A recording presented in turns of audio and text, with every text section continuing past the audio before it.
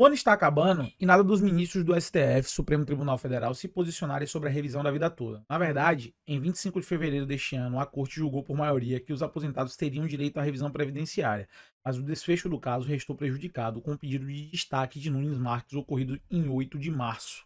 Então, você vê aí que mesmo com a votação favorável para os aposentados, um dos ministros pediu esse destaque para fazer a análise de algumas situações acerca do julgamento e dirimir algumas coisas que vão acontecer pós o julgamento. E essa situação ficou prejudicada. Então, a decisão, o veredito do STF ainda não é claro.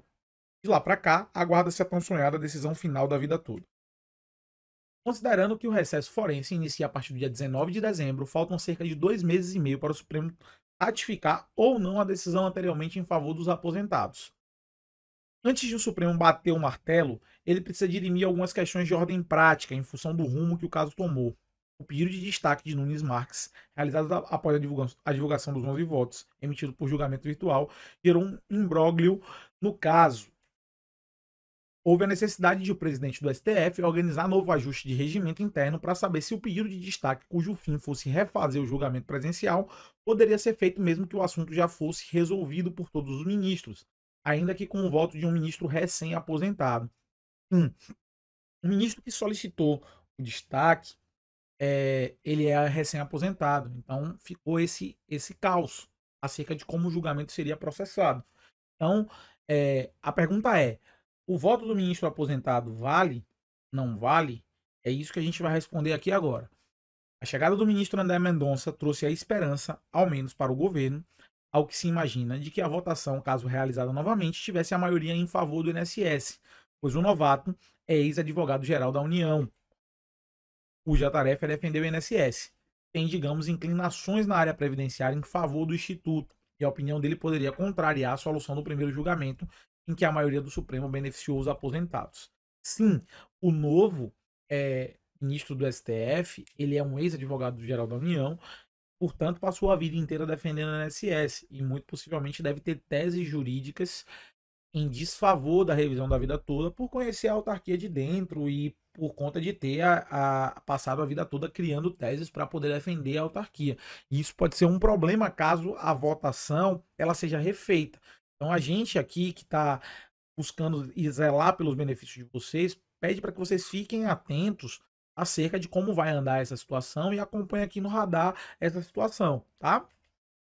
Com o ajuste feito no regimento interno, respeitando que o voto do ministro deve ser mantido, mesmo em eventual julgamento futuro, por incrível que pareça, o assunto ainda carece de posicionamento final dos ministros. Então, no ajuste do regimento interno, houve-se a decisão de que o voto do ministro que foi feito no primeiro julgamento e depois dele aposentado seria mantido, ou seja, não haveria mudança na maioria constituída em favor da revisão da vida toda. Só que a situação que parecia ser simples, ela vem se desenhando como problemática e até hoje não temos a definição. A ansiedade dos aposentados com esse novo julgamento esbarra na pauta assoberbada do Supremo e a proximidade do final do ano de 2022. Não é fácil nem rápido reunir os ministros. Mesmo em casos que aparentemente as coisas são simples, como já foram proferidos 11 votos, em tese o pedido de destaque seria impertinente, e principalmente a pretensão de ter um novo julgamento de assunto já resolvido. Mas tudo isso ainda precisa ser debatido com a nova composição da corte. Então a gente aqui tem um posicionamento de que essa situação da revisão da vida toda ela já deveria ter sido solucionada. A votação já foi em maioria em favor dos aposentados. Já se foi discutido acerca de se a votação do ministro aposentado vale ou não, em caso de destaque, e também já foi resolvido a situação como um todo, debatido a situação como um todo o assunto específico. Então não cabe o destaque deveria ser considerado impertinente e a decisão da revisão da vida toda deveria ser finalizada em favor dos aposentados. Só que, infelizmente, o Supremo não divulga uma data prévia ou sinaliza quando ocorrerá o julgamento do caso.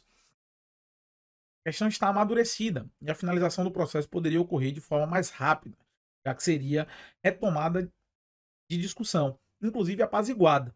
Novo relator do caso, André Mendonça, até o momento não marcou nenhuma agenda ou pauta de julgamento. Essa ausência de definição quanto ao encerramento de debates iniciados termina deixando uma incógnita ao aposentado se o assunto será finalizado esse ano ou ano que vem. De sensato, diante dessas indefinições, recomenda-se que o aposentado tome medidas para não ser prejudicado com fluência de prazo decadencial, isto é, a perda da chance de discutir o assunto em razão de ser extrapolado o limite de 10 anos. Antes de completar esse marco, o aposentado pode buscar a revisão da vida toda no âmbito administrativo do INSS ou diretamente no Poder Judiciário. Fazendo assim, embora o assunto esteja com tal definição, pelo menos o aposentado, indefinição, desculpa, pelo menos o aposentado não perderá o prazo de discuti-lo, principalmente aqueles que estão para completar o prazo de 10 anos de concessão do benefício. Então, assim, ó, a gente sabe que muitos advogados falam sobre teses que retiram prazo decadencial, baseado na ideia de conhecimento da utilização do cálculo previdenciário. Então, mesmo que você tenha mais de 10 anos, o advogado leva como tese jurídica a ideia de que o segurado, ou seja, você aposentado, não tinha conhecimento de que o cálculo foi feito de maneira equivocada e, portanto, não poderia usufruir do seu direito de revisão.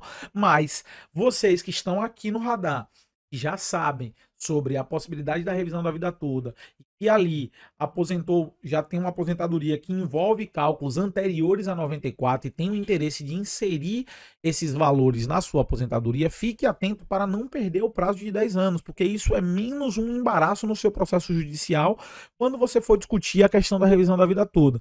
E como a gente acha aqui no radar de que essa decisão vai ser favorável do ponto de vista do STF, e isso é só uma questão procedimental, então, se você tem o direito, tem que se resguardar, porque o direito não socorre aos que dormem.